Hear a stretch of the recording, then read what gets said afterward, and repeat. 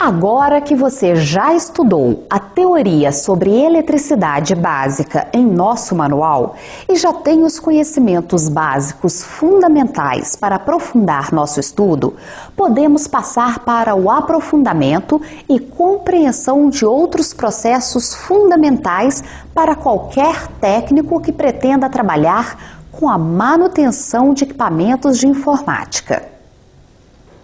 Para começarmos a entender a eletricidade e o eletromagnetismo, pensemos um pouco nos aparelhos e componentes elétricos e eletrônicos que entramos em contato no dia a dia. Estes aparelhos podem ser separados de acordo com a finalidade de sua utilização. Existem aparelhos cuja função principal é produzir aquecimento, ou seja, transformar a energia elétrica em térmica ou calor. Eles fazem parte do grupo dos resistivos e possuem um condutor elétrico geralmente em forma de espiral, denominado resistor. Quando ligado em uma tomada, o resistor aquece transformando a energia elétrica em energia térmica. Outros aparelhos transformam a energia elétrica em energia mecânica ou rotacional. É o grupo dos motores elétricos. Eles são largamente utilizados em equipamentos de informática, como os ventiladores, motores de HD e motores de passo de impressoras. Outro grupo de aparelhos são os utilizados para comunicação, como o telefone e a televisão, onde a energia elétrica é transformada em áudio e imagens. Nos computadores, a eletrônica permite o processamento de dados e de informações. Praticamente todos os aparelhos possuem uma placa que fornece informações sobre as unidades elétricas necessárias para seu funcionamento, como corrente, tensão, potência, frequência e outros. Veja esta primeira informação, 127 volts. Ela se trata da tensão elétrica, que tem valor numérico de 127, e a unidade é o volt.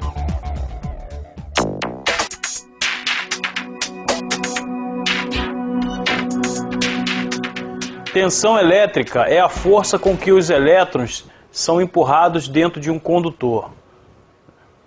A unidade de tensão elétrica é o volts, né? E tem também os submúltiplos, que é o quilovolt e o milivolt. Corrente elétrica é o fluxo de elétrons, ou seja, a quantidade de elétrons que é empurrada pela tensão, né? Então, a quantidade de elétrons que passa em um condutor denomina-se corrente elétrica e tem sua unidade medida em amperes, né, ou miliamperes.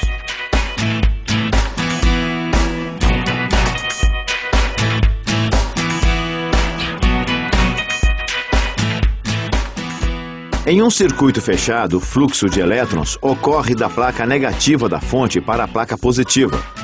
No entanto, para a análise de circuitos, vamos considerar sempre a corrente convencional, cujo sentido é contrário ao fluxo de elétrons, ocorrendo da placa positiva para a placa negativa da fonte. Tensão elétrica e corrente elétrica são propriedades da eletricidade diferentes, né? Então, a tensão é a força com que os elétrons são empurrados, né? E a corrente é a quantidade desses elétrons que são empurrados por essa força que é a tensão. Podemos demonstrar esses conceitos por analogia, com duas caixas d'água, uma vazia e a outra cheia, que são interligadas por um cano e um registro fechado. Enquanto este registro estiver fechado, a água que estava em uma das caixas vai fazer força para empurrar a água pelo cano. Esta força que a água faz pelo cano equivale à tensão que existe na rede de distribuição de energia elétrica e nos condutores elétricos de sua casa, que no Brasil é 127 ou 220 volts. No caso da caixa d'água, não vai haver nenhuma passagem desta água porque o registro está fechado, ou seja, não vai haver nenhuma corrente de água circulando de uma caixa para outra. Quando o registro é aberto, a força existente em uma das caixas empurra uma quantidade de água pelo cano até atingir a outra caixa d'água. Esta quantidade de água que flui pelo cano nós chamamos de corrente de água. Se utilizarmos um registro maior, mais água vai fluir para a outra caixa, apesar da força existente ser a mesma. Fazendo uma analogia com a tensão e a corrente, é como se de um lado tivéssemos uma quantidade de elétrons que são impulsionados por uma força. Enquanto não houver uma ligação física do ponto A com o ponto B, não vai haver corrente no circuito. Quando fechamos a chave e colocamos em contato com B, circula uma corrente no circuito, acendendo a lâmpada. Agora, sempre vai haver a tensão com o equipamento estando ligado ou não. Se um aparelho estiver ligado, por exemplo, uma lâmpada de 60 watts, ocorrerá corrente elétrica e consumo de energia. Se trocarmos a lâmpada por uma de 100 watts, a tensão continuará a mesma, mas a corrente irá aumentar, aumentando também o consumo, quando comparado com a lâmpada de 60 watts. Existem dois tipos de corrente elétrica, a corrente contínua e a alternada. A corrente contínua é aquela que percorre a carga em uma única direção. Ela pode ser pulsativa ou pode ser estabilizada. Ela é representada pelas letras DC ou CC, de corrente contínua. É o tipo de corrente fornecida pelas pilhas, baterias ou fontes de alimentação retificadoras dos equipamentos de informática.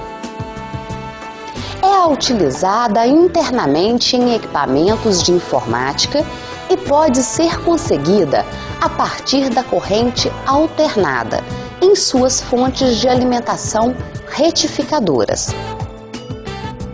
Na corrente alternada, a corrente sai do zero, vai a um máximo num sentido e volta a zero. Logo em seguida, inverte o sentido, vai a um máximo e volta a zero, percorrendo uma senoide. O número de vezes que ocorre este ciclo completo por segundo indica a frequência da rede elétrica. No Brasil, é padronizado 60 ciclos por segundo, ou 60 Hz. Ela é representada pelas letras AC ou CA de corrente alternada. O sinal que a representa é uma senoide. A corrente alternada é a fornecida pelas usinas porque é mais fácil de ser transmitida e mais fácil de ser utilizada nas residências e indústrias. A conhecida lei de Ohm é aquela que relaciona a tensão, a corrente e a resistência elétrica de um circuito da seguinte forma: a tensão é igual ao produto da resistência pela corrente, onde a tensão tem a unidade volts, a resistência em ohms e a corrente em ampere. Vamos ver um exemplo prático. Qual será a corrente que passa em um circuito com uma lâmpada que possui 100 ohms em uma tensão de 110 volts?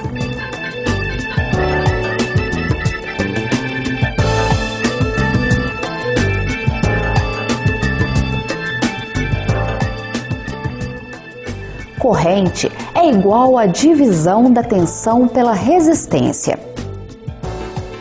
Então, ao dividir 110 volts por 100 ohms, temos uma corrente de 1,1 ampere.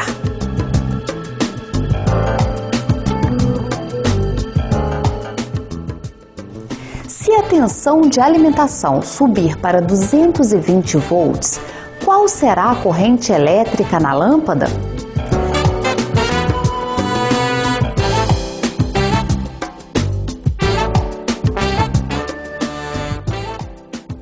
Vimos que ela dobra para 2,2 amperes. Normalmente a tensão que você recebe na sua residência ou nas nossas empresas são tensões de corrente alternada, né? Então as distribuidoras de energia nos fornecem essa tensão. E os equipamentos de informática em geral, né, funcionam com tensão contínua, né? Então internamente a tensão que eles utilizam é a tensão de corrente contínua, né? Então para que haja essa conversão, a maioria dos equipamentos utilizam conversores, né, que possuem a função de converter a tensão alternada da distribuidora numa tensão contínua que vai ser usada internamente ao equipamento. Então aqui nós temos algumas fontes, né, de tensão, também chamadas de conversores, né? Nós temos aqui a fonte do computador, né, que converte tensão alternada em contínua. Temos aqui fonte de notebook, fonte de impressora matricial, fonte de impressoras jato de tinta, né? Então, o princípio de funcionamento delas é receber uma tensão de corrente alternada na entrada, né, e converter esta tensão em tensão de corrente contínua na saída que vai ser ligada no equipamento.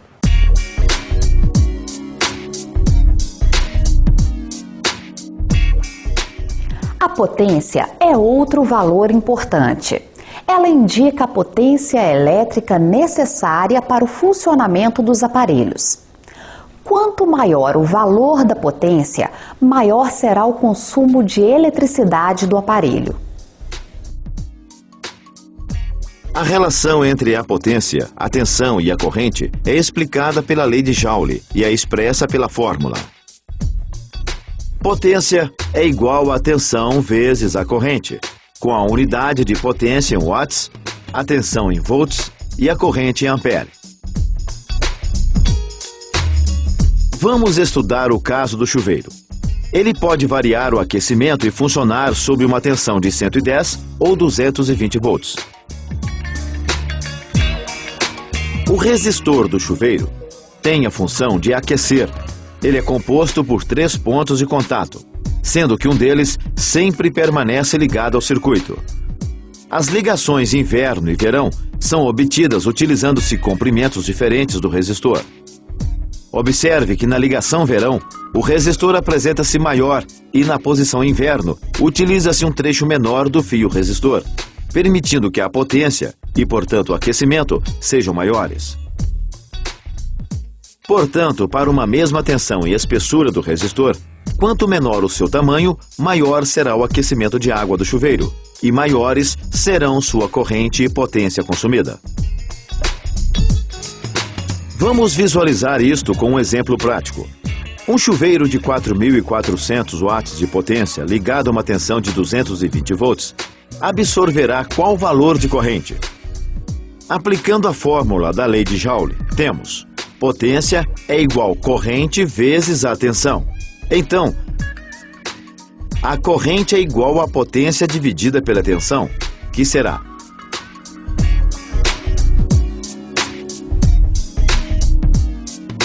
4.400 watts sobre 220 volts, que equivale a 20 amperes. Para este mesmo chuveiro submetido a uma tensão de 110 volts, qual será a corrente absorvida?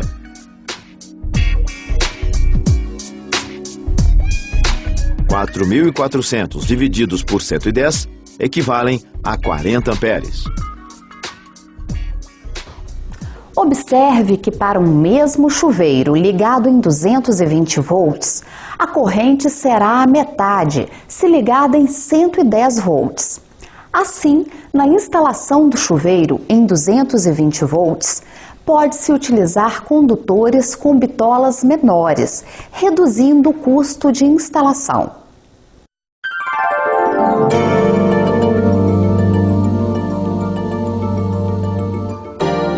A energia elétrica é a potência dissipada ao longo do tempo, ou seja, a energia elétrica é a potência vezes o tempo.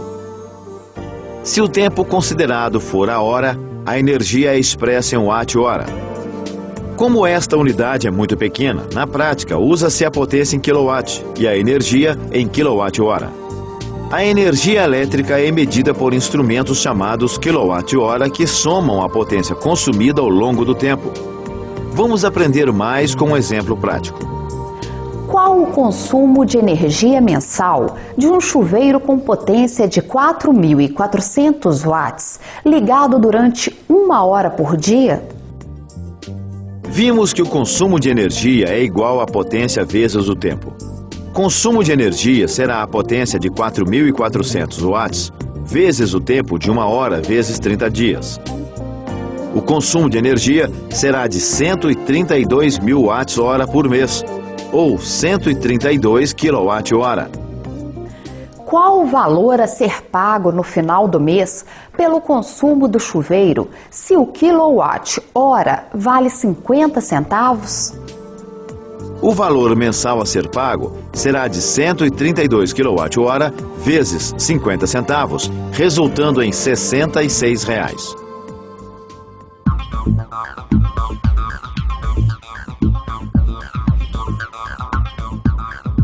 A proteção de uma instalação elétrica residencial é feita por meio de disjuntores elétricos, cuja função é interromper o circuito se a corrente ultrapassar o valor que os condutores ou equipamentos da instalação podem suportar. Da mesma forma, os equipamentos eletrônicos possuem fusíveis que são elementos essenciais para protegerem esses equipamentos contra sobrecorrentes que possam danificá-los. Existem vários tipos de fusíveis. O mais comum é o do cartucho de vidro com fio. Neles vem especificada a corrente que suporta, por exemplo, 5 ou 10 amperes. Se a corrente consumida no circuito for maior que aquela especificada no fusível, seu filamento, que é de baixo ponto de fusão, se funde e o circuito é interrompido, impedindo que seus componentes sejam prejudicados. Os fusíveis são ligados em série, com o circuito de alimentação do equipamento, e devem fundir com rapidez antes que a sobrecorrente danifique os componentes do equipamento. Como vimos, os princípios básicos da eletricidade são simples. Existem diversos outros conceitos importantes no campo da eletricidade e do eletromagnetismo, os quais são abordados no manual. No entanto, estes que apresentamos aqui são essenciais para qualquer técnico de equipamentos de informática. Para que você fixe estes conhecimentos e confirme se realmente entendeu os princípios da eletricidade, faça todos os exercícios propostos no manual. Caso continue com dúvidas, o que é bastante comum, não hesite, volte a estudar este módulo, tanto no manual quanto no filme.